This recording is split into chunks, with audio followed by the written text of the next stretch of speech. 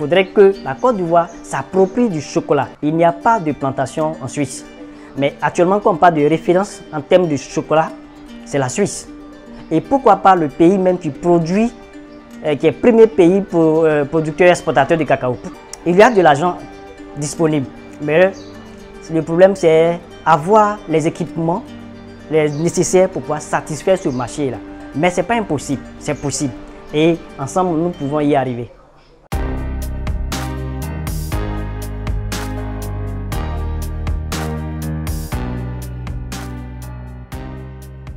Je m'appelle Kwasama Hervé. J'ai un doctorat en biotechnologie et microbiologie des aliments à l'université de Nangui-Abrogwa. Je suis aussi CEO de SANIV, qui veut dire tout ce qui est brillant, tout ce qui est excellent. Pour la transformation, nous prenons les fèves de cacao avec des coopératives à Boisflé et à Soubré et nous les transformons ici.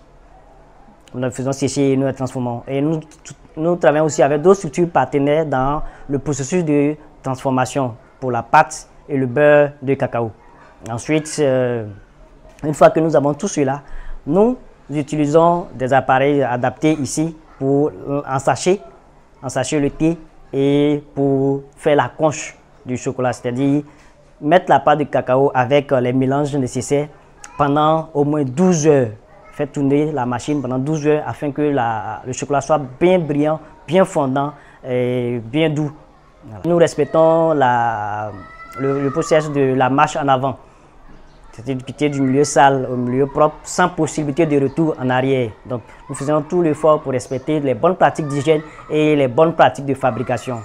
Il y a de l'argent disponible, mais le problème c'est avoir les équipements nécessaires pour pouvoir satisfaire ce marché-là. Au début, quand nous commençons, ce n'était pas trop ça. En moyenne, on avait 30 personnes dans le mois. Mais il faut dire que maintenant, nous sommes autour de 200 à 250 personnes, de clients dans le mois. Actuellement, on a quelques partenaires un peu dans la commune d'Abidjan, à Makori, à Cocody, au Plateau. Il y a même aussi des personnes que nous avons contactées des États-Unis qui pouvaient voir comment on pouvait collaborer aux États-Unis et puis en France pour les produits de beauté et pour le thé aussi, tout cela. C'est vrai qu'il y a le sport qu'on fait pour maintenir notre santé, garantir notre santé, mais il y a aussi le cacao qui est prouvé scientifiquement que le fait de consommer au moins 2 grammes de cacao, soit du chocolat noir, soit du thé, garantit vraiment la santé. Donc, c'est ce qui veut dire qu'on va prévenir tout ce qui est AVC, tout ce qui est tension, régulariser la tension, tout ce qui est diabète, tout cela, et les fatigues au quotidien. En fait, ici, ce que nous voulons faire, pas le volet côté financier qui nous intéresse en tant que tel, mais aussi le fait que les Ivoiriens aient une santé, vraiment, une bonne santé pour pouvoir construire la Côte d'Ivoire. Son entreprise compte 3 marques, dont une chocolaterie, une marque de cosmétiques et une marque phytosanitaire. À ce jour, l'une des rares solutions au Sol and Shoot, encore appelée Sida du cacao. En 2016, j'ai failli ne pas faire mon master par manque de moyens puisque les parents sont dans la cacao culture. Et une année sur le village, la récolte était tellement faible, qu'on n'a pas pu avoir la somme suffisante pour pouvoir financer les études.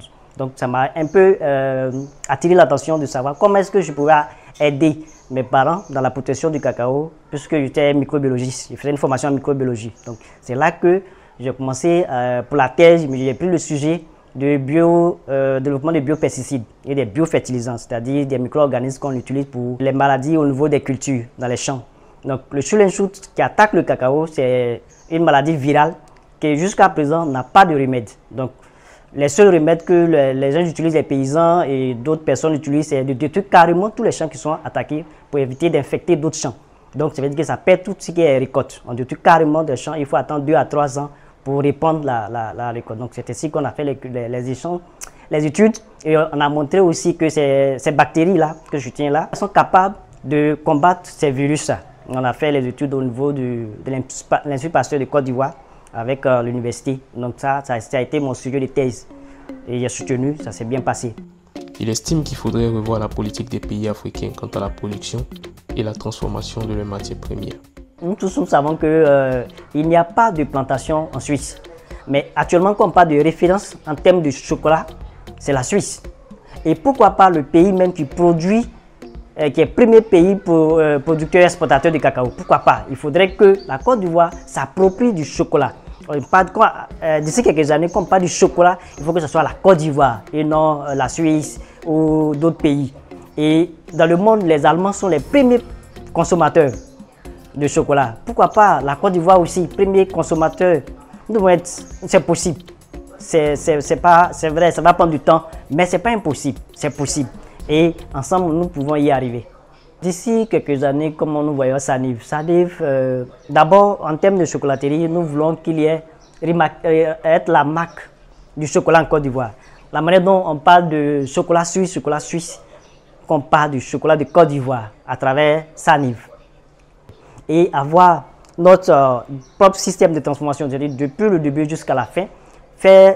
Notre objectif, c'est de faire des produits bio à la longue. C'est pourquoi nous développons des biopesticides, de sorte qu'on puisse les donner aux paysans qui vont utiliser dans les champs. À l'université, nous avons appris beaucoup de choses.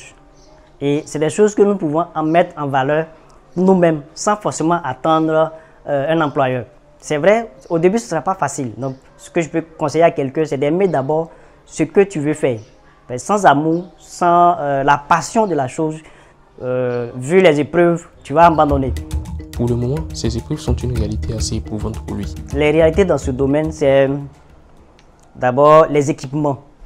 Dans ce domaine, pour avoir ces équipements en Côte d'Ivoire, c'est vraiment difficile. Il y a aussi le packaging. Le packaging, pour avoir ça facilement en Côte d'Ivoire, c'est difficile. Il faut toujours à l'extérieur. Donc, ça, non seulement ça prend du temps pour venir, et c'est un peu coûteux.